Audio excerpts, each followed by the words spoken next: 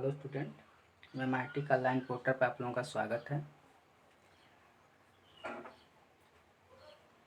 हम लोग IIT के सिलेबस को आगे बढ़ाते हुए आज के टॉपिक पढ़ते हैं डाइलेक्ट्रिक हीटिंग।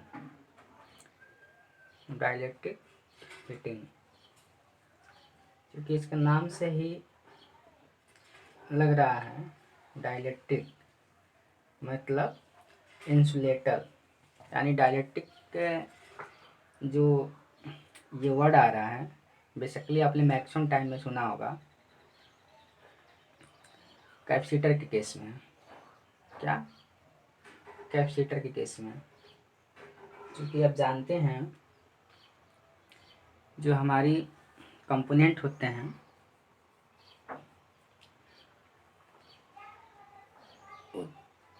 दो भागों में बांटे गए हैं, पैसिव और एक्टिव कंपोनेंट। जो हमारी कैपेसिटर है वो पैसिव कंपोनेंट में आता है। पैसिव कंपोनेंट में आता है क्योंकि आप पैसिव कंपोनेंट तीन ही पढ़े हैं और तीन ही है भी, रेजिस्टेंस, इंडक्टर और कैपेसिटर। तो कैपेसिटर केस में देखे होंगे कि दो प्लेट पैरेलल होती हैं। क्या? दो प्लेटें पैरेलल होती हैं, यानी धातु की दो प्लेटें वो होती हैं, या ऐसे बोल सकते हैं कंडक्टर की दो प्लेटें होती हैं, उसके बीच में डाइलेक्ट्रिक मटेरियल होता है। डाइलेक्ट्रिक मटेरियल का मटेरियल मीन्स इंसुलेटर या कुचालक पदार्थ होता है। अब उस दो जो प्लेटें हैं, पैरेलल प्लेटें हैं, उस पैरेलल प्लेट को अगर हम पावर सप्लाई से कनेक्ट करते हैं, पावर सप्लाई से कनेक्ट करते हैं तो उसमें क्या होता है, आवेश इंड्यूस होता है। उस प्लेट पे क्या होता है, आवेश पहुंचता है। आवेश होने के कारण वो क्या होता है, उसके जो वोल्टेज होते हैं, क्या होते हैं, वोल्टेज होते हैं, वो बार बार क्या होते हैं, चेंज होते हैं। बार बार क्या होते हैं, चेंज होते हैं। यानी उस प्लेट से इस प्लेट के बीच में वोल्टेज का क्या होता है, चेंजिंग होती है। अब चेंजिंग होने के नाते क्या होता है, वो जो डाइलेक्ट्रिक मटेरियल होता है उस पर क्या करता है, वो विद्युत क्षेत्र, जो विद्युत इलेक्ट्रिक फील्ड होती है बार बार चेंज हो गई, तो उस इलेक्ट्रिक फील्ड के थ्रू क्या होगा, डाइलेक्ट्रिक मटेरियल पे प्रभाव डालेगा। क्या करेगा, प्रभाव डालेगा। और जिसके वजह से अब ये डिपेंड करता है कि जो हमारी इलेक्ट्रिक फील्ड बार बार चेंज हो रही है दोनों प्लेटों के बीच में, जो विद्युत क्षेत्र दोनों प्लेटों के बीच में बार बार चेंज हो रही है, जो चेंज हो रही है उसका प्रभाव किस पे पड़ रहा है, जो दोनों प्लेटों के बीच में हमारी डाइलेक्ट्रिक मटेरियल है, यानी मीन्स इंसुलेटर या कुचालक पदार्थ है। अब वो जो इलेक्ट्रिक फील्ड चेंज के प्रभाव को क्या होता है, जो पड़ता है, अब डिपेंड करता है कितना प्रभाव पड़ता है। क्या? कितना प्रभाव पड़ता है। सपोज दैट जैसे आप ही को ले लीजिए, अगर कोई बंदा स्लो मोशन में आप पे हाथों से क्या करे, टच करें, अगर आप एकदम स्टैंड मोड में हैं, खड़े हैं, और आपके ऊपर हल्का सा क्या करे, वो टच करें, ज़्यादा प्रभाव तो डाला नहीं, आपको कहने का मतलब डिफेक्ट जो करेगा, यानी आपके ऊपर जो प्रभाव डाल रहा है उसका प्रभाव क्या है, कम है। और वही जो हाथों से टच कर रहा है, यानी हाथों से आपको क्या कर रहा है, मार भी रहा है, तो पहले स्लो मोशन में कर रहा था, यानी हल्का हल्का टच कर रहा था, तो प्रभाव कम था। और वही ज़्यादा फोर्स लगा कर अगर आपके ऊपर टच करता है तो आपको क्या करना है, आपके ऊपर प्रभाव तो ज़्यादा पड़ा, तो आपके अंदर क्या होगा, डिस्टरबेंस होगा, यानी आप खुद डिस्टर्ब होंगे। तो स्टैंड मोड में थे, अब स्टैंड मोड में नहीं रहेंगे, आपका स्टैंड मोड क्या होगा, डिस्ट्रॉय होगा, मतलब वहाँ से आप विक्षोभ होंगे, कुछ आपके अंदर चेंजिंग आएगी। तो सेम ऐसे ही पर्पज उस पर है, जो इलेक्ट्रिक फील्ड दोनों प्लेटों के बीच में जो पावर सप्लाई से कनेक्ट किए हैं, जो बार बार चेंजेबल होती है, चेंज होती है, तो चेंजेबल जो प्रभाव होता है वो डाइलेक्ट्रिक पदार्थ पे पड़ता है। अब वो डाइलेक्ट्रिक पदार्थ पे कितना प्रभाव पड़ता है ये डिपेंड करता है वो जो इलेक्ट्रिक फील्ड जिससे वो उत्पन्न हुआ, यानी पावर सप्लाई से ही मिला है। तब पावर सप्लाई में कितना पावर है यानी ताकत है। जैसे जो व्यक्ति आपके ऊपर टच कर रहा था तो ऐसा कहा जाए कि उसके अंदर पावर ही नहीं है ज़्यादा, उसके अंदर ताकत ही नहीं है, तो बहुत ज़ोर से भी हाथ चलाएगा तब भी क्या होगा, प्रभाव आपके ऊपर कमी होगा। अगर आपके अंदर पावर ज़्यादा है उसके अंदर कम है। अगर उसके अंदर पावर ज़्यादा है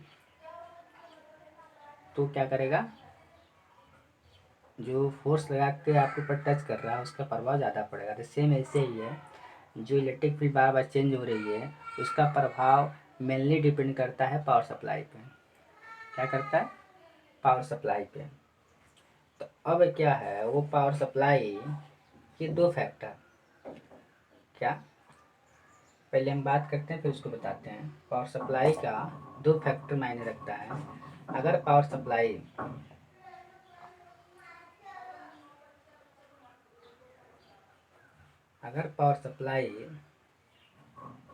की एक होती है फ्रीक्वेंसी और एक होता है उसका वोल्टेज, मेनली दो फैक्टर पर डिपेंडेंट है ज़्यादा। यानी फ्रीक्वेंसी जो है,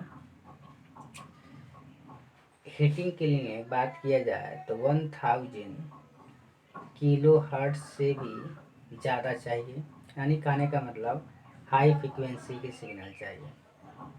क्या, हाई फ्रीक्वेंसी चाहिए। और वोल्टेज भी क्या चाहिए, हाई चाहिए। वोल्टेज भी क्या चाहिए, हाई चाहिए, हाई वोल्टेज। यानी फ्रीक्वेंसी भी ज़्यादा, वोल्टेज भी ज़्यादा। ये तो पावर सप्लाई में दोनों फैक्टर इंक्लूड है। तो जो हमारी इलेक्ट्रिक फील्ड बार बार चेंज हो रही है तो उसका जो प्रभाव हो रहा है वो ज़्यादा होगा किस पे, डाइलेक्ट्रिक मटेरियल पे। और वो डाइलेक्ट्रिक मटेरियल प्रभाव के कारण क्या होगा, उसमें हीटिंग होगा। यानी कुछ से कहने का मतलब उसमें एनर्जी लॉस होती है। किसका, पावर सप्लाई का ही, इलेक्ट्रिक का ही एनर्जी लॉस होती है। जिसके थ्रू क्या होती है, वो लॉस जो दिखाई देता है, जो इसकी लॉस होती है वो हीट के रूप में क्या होती है, परफॉर्म करती है। तो इस तरह से वो क्या करता है, हीटिंग करता है। तो बेसिकली जो है हमारा डाइलेक्ट्रिक क्या है, इंसुलेटर मटेरियल को हीट करने के लिए यूज किया जाता है।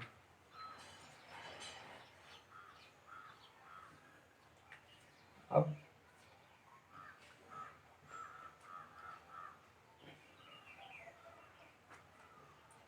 इसके बारे में देखिए, जैसे डाइलेक्ट्रिक हीटिंग है, ये तो आप समझ चुके कि अगर कुचालक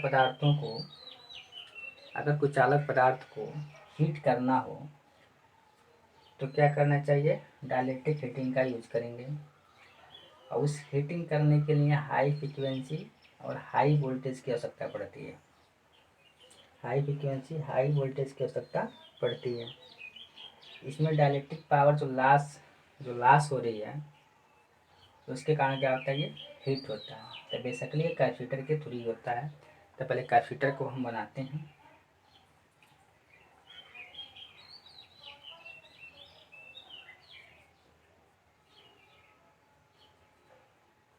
ये हमारा मान लीजिए दो पैरेलल प्लेट हैं। क्या है, दो पैरेलल प्लेट हैं और इसको हमने क्या कर दिया, एक पावर सप्लाई से यहाँ पे कनेक्ट कर दिया। अब ये जो सिग्नल है ये कैसी सिग्नल है, हाई फ्रीक्वेंसी और हाई वोल्टेज दोनों इंक्लूड होनी चाहिए। यानी कहने का मतलब ऑसिलेटर के आउटपुट से लीजिए जिसकी हाई फ्रीक्वेंसी मिलेगी, उस ऑसिलेटर का आउटपुट को हाई फ्रीक्वेंसी है, फिर क्या करेंगे, स्टेप अप डाउन लगा के हाई वोल्टेज भी बना लेंगे। तो यानी ये ऑसिलेटर के आउटपुट से ही कनेक्ट किया जाता है मैक्सिमम टाइम में। अब जो इसके अंदर क्या है, ये डाइलेक्ट्रिक मटेरियल है। क्या है, डाइलेक्ट्रिक मटेरियल, जिसको हम मुझे क्या करना है, हीट करना है।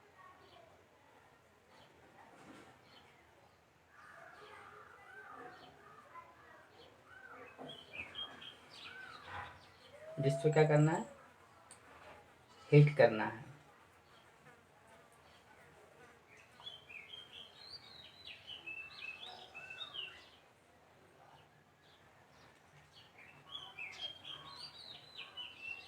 ये धातु की दो पैरेलल प्लेट हैं। ये धातु की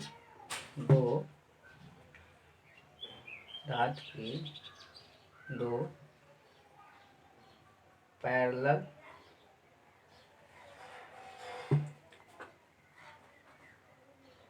समांतर प्लेट ले लीजिए, समांतर प्लेट है। और ये क्या है, डाइलेक्ट्रिक यानी इंसुलेटर मटेरियल बोल लीजिए, इंसुलेटर या डाइलेक्ट्रिक मटेरियल है। इसको हीट करना है। जो कैपेसिटर आप पढ़े होंगे, कैपेसिटेंस, जो फार्मूला होता है C इक्वल टू क्या होता है, एप्सिलॉन नॉट कांस्टेंट के A बाई टी। टी में डी बोल लीजिए, थिकनेस होता है ये, मोटाई, टी। अगर हम बोलें जहाँ की बात करें तो जो के है वो क्या है, परावैद्युत पदार्थ की अपेक्षित विद्युतशीलता बोलते हैं। क्या बोलते हैं, परावैद्युत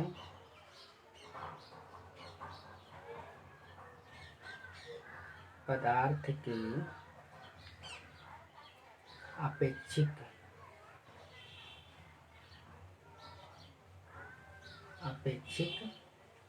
विद्युतशीलता,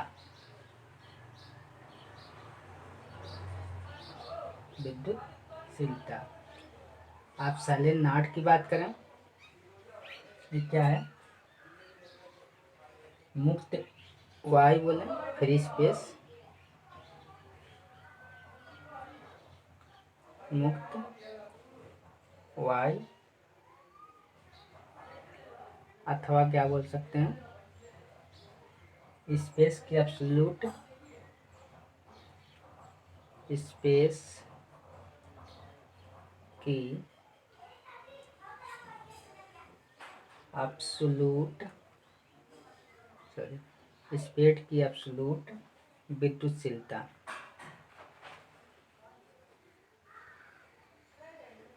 स्पेस की एब्सोल्यूट विद्युतशीलता।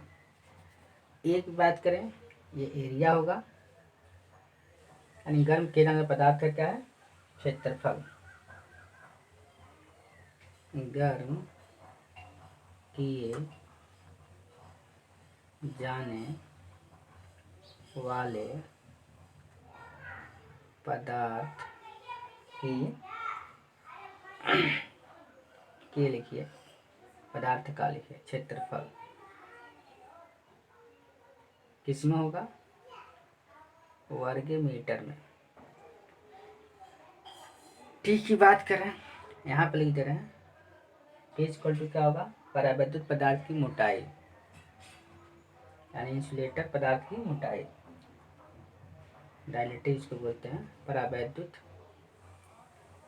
पदार्थ की मोटाई, परावैद्युत पदार्थ की मोटाई।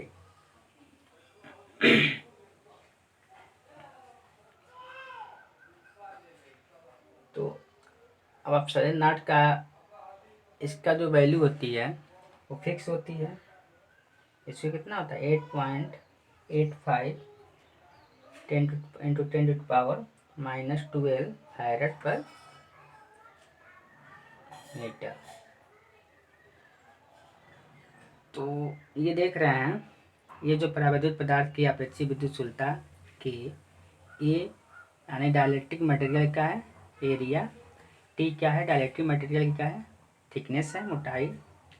और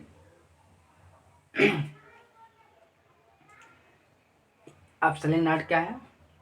अनिमुक्त अथवा स्पेस की एब्सोल्यूट विद्युतशीलता।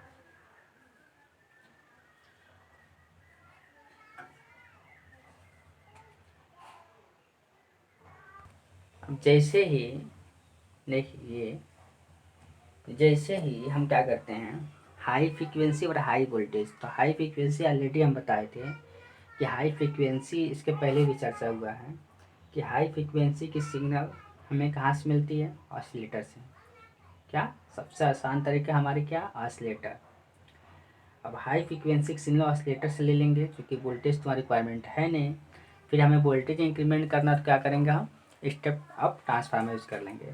तो हाई फ्रीक्वेंसी हाई वोल्टेज की जब हम अप्लाई करते हैं प्लेटों पे, उससे क्या होगा? हाई वोल्टेज, यानी कहने का मतलब उच्च वोल्टेज विद्युत क्षेत्र क्या होती है? उत्पन्न होती है। हाई वोल्टेज इलेक्ट्रिक फील्ड क्या होती है? उत्पन्न होगी, जिसके कारण क्या होगा?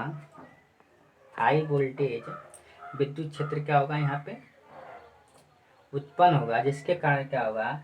इन प्लेटों के मध्य में जो डाइलेक्ट्रिक मटेरियल रखा हुआ है, इस पे क्या करेगा? ये स्ट्रेस, यानी कहने का मतलब प्रभाव डालेगा। क्या होता है? स्ट्रेस उत्पन्न होगा।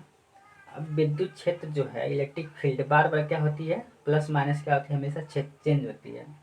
क्या होती है? तीव्र गति से क्या होगा? परिवर्तन होगा, जिसके प्रभाव से बार बार, मान लिया प्लस इधर हुआ, माइनस इधर, फिर प्लस इधर, माइनस इधर, बार बार क्या होगा? चेंज होगा। अब चेंज होने के कारण क्या होगा? इस पदार्थ की जो आणविक संरचना है, इंटरनल जो स्ट्रक्चर है, क्या होगा? इंटरनल जो स्ट्रक्चर है वो क्या होगी? डिस्ट्रॉय, कहने का मतलब विरूपित होता है, डिस्टॉर्ट होता है। बार बार क्या होता है? आंतरिक संरचना क्या होता है? डिस्टॉर्ट होता है, मतलब विरूपित होता है। इसके अंदर क्या होता है? बार बार डिस्ट्रॉय होता है। और उसमें क्या होता है कि जैसे ही ये प्रभाव डालेगा, तो जो इसके आंतरिक स्ट्रक्चर में क्या होगा? मालिक्यूलर इरिटेशन होता है। क्या होगा? जो मालिक्यूल है, आणविक विक्षोभ होता है, उससे जो फ्रिक्शन उत्पन्न होगा, आणविक विक्षोभ होगा, यानी आणविक जो छोटे छोटे भागों में क्या होंगे? टूटेंगे। क्या होंगे? टूटेंगे। तो उससे क्या होगा? फ्रिक्शन होगा। आणविक टूटेगा तो फिर होगा क्या होगा? फ्रिक्शन होगा। तो इसके साथ क्या होगा? जो आप प्रभाव डाला है, तो इस डाइलेक्ट्रिक मटेरियल के पूरे भाग में, इस डाइलेक्ट्रिक मटेरियल के पूरे भाग में एक समान रूप से क्या होगा? तापन होगा। जो हमारी इलेक्ट्रिक फील्ड बार बार चेंज हो रही है, इस पर क्या करेगा? ये स्ट्रेस उत्पन्न होगा, यानी प्रभाव डालेगा। वो प्रभाव डालने की वजह से इसके जो मालिक्यूल होते हैं वो क्या होंगे? डिस्ट्रॉय होंगे। क्या होंगे? डिस्ट्रॉय होंगे, यानी इसमें विक्षोभ होगा। वो इससे क्या करेंगे? टूटेंगे। उसमें क्या होगा? फ्रिक्शन उत्पन्न होगा। वो फ्रिक्शन की वजह से पूरे पदार्थ में एक समान रूप से क्या होगा? तापन होगा। क्या होगा? तापन होगा। इसमें तापन उसी का हो सकता है, किसी का? जो डाइलेक्ट्रिक मटेरियल है, जो डाइलेक्ट्रिक मटेरियल है। तो जैसे डाइलेक्ट्रिक मटेरियल की बात करें, लकड़ी को हीट कर सकते हैं, प्लास्टिक को क्या कर सकते हैं? प्लास्टिक की हीट कर सकते हैं, माइका को हीट कर सकते हैं, यानी मोटी मोटी परतें हैं, यानी बहुत मोटी मोटी परतें हैं। इस डिपेंड करता है इस पे, हाई फ्रिक्वेंसी हाई वोल्टेज की अगर हमारे पास सिग्नल है, तो मोटी मोटी जो हमारी परतें के जो डाइलेक्ट्रिक मटेरियल हैं, वो मिनटों में क्या होती हैं? हीट हो जाती हैं। क्या होती हैं? मिनटों में ही हीट हो जाती हैं। अब आता है, अगर डाइलेक्ट्रिक की जो मोटाई है, यानी प्रति इंच जो मोटाई की बात करें, कि अगर हम मोटाई की बात करें कितनी मोटा, तो हमारी मोटाई ज़्यादा है, तो फ्रीक्वेंसी देखिए, फ्रीक्वेंसी जैसे मोटाई हमारा ज़्यादा हो गया, यानी ये जो टी की वैल्यू क्या करेगी? इंक्रीमेंट करेगी। तो उसके लिए हम क्या करेंगे? फ्रीक्वेंसी भी बढ़ाएंगे और वोल्टेज भी बढ़ाएंगे। तो जो मोटाई जब ज़्यादा होता है, जनरली देखते हैं 3.4, ये भी हो सकता है 6.8, 13.7, या ऐसा भी हो सकता है कि आपका 27.4 मेगा हर्ट्स की फ्रीक्वेंसी की आवश्यकता पड़ सकता है। यानी ये थिकनेस अगर इंक्रीमेंट करेगा, मोटाई बढ़ेगी, तो पावर सप्लाई की स्ट्रेंथ भी क्या होगी, पावर भी ज़्यादा चाहिए। तो इसके लिए हाई फ्रिक्वेंसी वोल्टेज दो ही फैक्टर हैं, तो फ्रीक्वेंसी भी क्या होगी, यानी कहने का मतलब फ्रीक्वेंसी भी क्या कर इंक्रीमेंट करेगी और वोल्टेज भी क्या होगा, इंक्रीमेंट करेगा। वोल्टेज हम क्या कर सकते हैं, जब इतने ज़्यादा मोटाई की आवश्यकता पड़ती है तो 2000 से भी क्या होता है, 5000 के वोल्ट की आवश्यकता पड़ जाती है कभी कभार। अब नेक्स्ट आता है कि जो पावर लॉस हो रहा है, क्या हो रहा है, जो पावर लॉस हो रहा है वो हमारे किस हिसाब से होगा, जितना पावर लॉस होगा वही हमारी क्या होगा, हीटिंग में चेंज होगा। तो उसको हम एक बार देख लेते हैं। नेक्स्ट टॉपिक करेंगे power loss in dielectric material. Heading क्या डालेंगे, पावर लॉस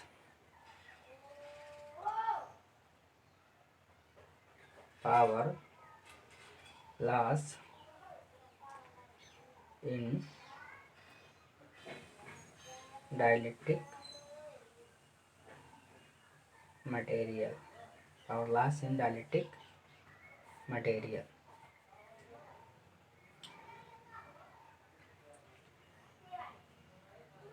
अब बात करें, जैसे मान लीजिए सर्किट डायग्राम बनाते हैं, इसमें दो ही चीज़ है, एक तो डायलेक्ट्रिक यूज किए हैं, दूसरा कैपेसिटर के दो प्लेट हैं पैरेलल जो है, कैपेसिटर की तरह बिहेव कर रहा है। तो हम बात करें, ये हमारा जो सर्किट है कैपेसिटर है,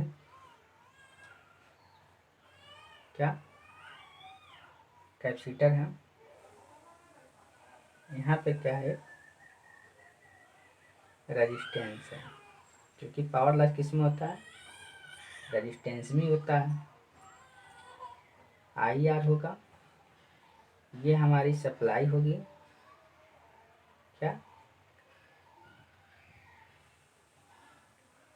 सप्लाई, ये होगा कैपेसिटर, इसमें जो करंट फ्लो करेगी क्या होगी, आईसी होगा, क्या होगा, आईसी होगा। क्योंकि इसमें क्या है कि जो डाइलेक्ट्रिक मटेरियल हमारे हैं, क्या है, डाइलेक्ट्रिक मटेरियल यानी इंसुलेटर जो मटेरियल है, उसमें जो उत्पन्न हानियाँ हो रही हैं, जो पदार्थ में उत्पन्न हानियाँ हो रही हैं, जो डाइलेक्ट्रिक पदार्थ में उत्पन्न हानियाँ जो हो रही हैं, उसी से क्या होता है, वो पदार्थ तापन होता है, पदार्थ का क्या होता है, तापन होता है। तो जो हीटिंग की मात्रा है, यानी हीट जो कर रहा है, हीटिंग की मात्रा किस पे डिपेंड कर रही है, फ्रीक्वेंसी पे, सप्लाई की फ्रीक्वेंसी, वोल्टेज तथा हीट किए जाने वाले पदार्थ की नेचर पर डिपेंड करता है। यानी सप्लाई के, ये तो पहले ही बात हो चुकी है, सप्लाई के क्या फ्रीक्वेंसी, वोल्टेज और डाइलेक्ट्रिक की नेचर, डाइलेक्ट्रिक मटेरियल की किस पे, मटेरियल की प्रकृति पे, प्रकृति इस पे डिपेंड कर रहा है। तो अगर हम मान के चलें, ये जो है बेसिक सर्किट डायग्राम है, जिस जिस डाइलेक्ट्रिक मटेरियल को हीट करना है, जिस डाइलेक्ट्रिक मटेरियल को हीट करना है, तो अगर हम बात करें उसकी मोटाई,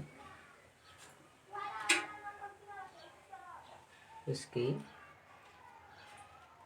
मोटाई ले लें क्या, बी, क्षेत्रफल अगर ए मान रहे हैं, और जो सप्लाई की फ्रीक्वेंसी है, सप्लाई फ्रीक्वेंसी एफ, और वोल्टेज जो इस पर अप्लाई हो रहा है उसको ई मान रहे हैं, तो हम देखेंगे पावर लॉस के बारे में। तो ये जो है अगर इसकी वेक्टर डायग्राम खींचें, ये क्या है, सर्किट है। अगर हम वेक्टर डायग्राम से खींचें इसकी वेक्टर डायग्राम, तो ये हमारी रेफरेंस लाइन है। क्या, रेफरेंस लाइन है। तो आप जानते हैं कि जो हमारी रेजिस्टेंस है, रजिस्टर में करंट और वोल्टेज दोनों फिर डिफरेंस क्या होता है, जीरो। अगर हम वोल्टेज ले रहे हैं ई, इसी पे क्या होगा, आई आर होगा। इसी पे क्या होगा, जो करंट फ्लो करे रजिस्टर में, इसी पे होगा। और जो कैपेसिटर में करंट फ्लो करती है, वो वोल्टेज से क्या होता है, 90 डिग्री लीडिंग होती है, यानी आगे होती है। वोल्टेज से 90 डिग्री क्या होती है, आगे होती है। तो हमारा कैपेसिटर क्या हो जाएगा, आई सी यहाँ हो जाएगा। तो चूँकि हमारी एसी एनालिसिस में पढ़ते हैं, क्या, एसी एनालिसिस में जब रिजल्टेंट क्या करते हैं, एसी एनालिसिस में जब रिजल्टेंट निकालते हैं तो क्या लिखते हैं, वेक्टर। क्या करते हैं, वेक्टर मेथड अपनाते हैं। हमेशा क्या होता है, वेक्टर मेथड को ही थ्रू क्या करते हैं, सॉल्व करते हैं। तो जो हमारा ये वोल्टेज अप्लाई और रेजिस्टेंस में जो करंट फ्लो करिए, दोनों एक ही फेज में होगा, क्योंकि इसमें फेज डिफरेंस क्या होता है, जीरो होता है। जो कैपेसिटर में करंट फ्लो करती है वो 90 डिग्री क्या होती है, लीडिंग पे होती है। इसकी वेक्टर क्वांटिटी अगर निकालें तो ये हमारा रिजल्टेंट होगा, ऐसे ड्रा कर लीजिए। ये हमारा रिजल्टेंट क्या होगा, आई होगा। इधर सम्मान है कि ये थीटा डिग्री पे एंगल पे है, और ये डेल्टा डिग्री है। क्या, डेल्टा डिग्री है। ये हमारा थीटा है और ये डेल्टा डिग्री है। ये रिजल्टेंट है। क्या है, रिजल्टेंट। तो ये सर्किट, और ये इसको बोलते हैं फेजर डायग्राम। क्या बोलते हैं, फेजर डायग्राम। अब इसमें देखेंगे ये जो करंट फ्लो कर रही है 90 डिग्री क्या आगे है, तो ये लीडिंग है। क्या है, लीडिंग। यानी अगर इसमें एसी एनालिसिस में आपने पढ़े होंगे कि जब करंट एंटी क्लॉकवाइज, जैसे मान लीजिए ये हमारा घड़ी है, ये हमारा क्या है, क्लॉकवाइज है, और इधर से क्या होगा, एंटी क्लॉकवाइज। क्या होगा, एंटी क्लॉकवाइज। तो हम क्या करेंगे, एंटी क्लॉकवाइज थ्रू से देखेंगे। ये हम एंटी क्लॉकवाइज देखिए, यहाँ से एंटी क्लॉकवाइज चलेंगे तो सबसे पहले क्या पड़ रहा है, करेंट। इधर से ये रेफरेंस लाइन से एंटी क्लॉकवाइज क्या पड़ रहा है, करेंट। तो एंटी क्लॉकवाइज जो पहले करंट पड़ता है तो इसका मतलब क्या होती है, लीडिंग। अगर एंटी क्लॉकवाइज करंट नहीं पड़ेगी, वोल्टेज पड़ेगा, तो क्या बोलेंगे हम,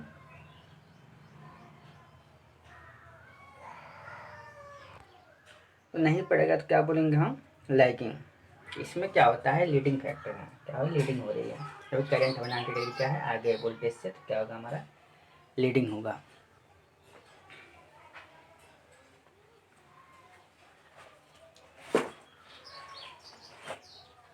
इसको लिख लेते हैं थोड़ा सा। जैसे हम लिखें रेजिस्टेंस, यानी प्रतिरोध में, चलिए प्रतिरोध आर है, तो आर में करेंट क्या है, आई आर। अगर वोल्टेज की बात करें तो क्या अप्लाई हुआ है, ई के फेज में तथा कैपेसिटिव करंट क्या है, आईसी। क्या, आईसी। वोल्टेज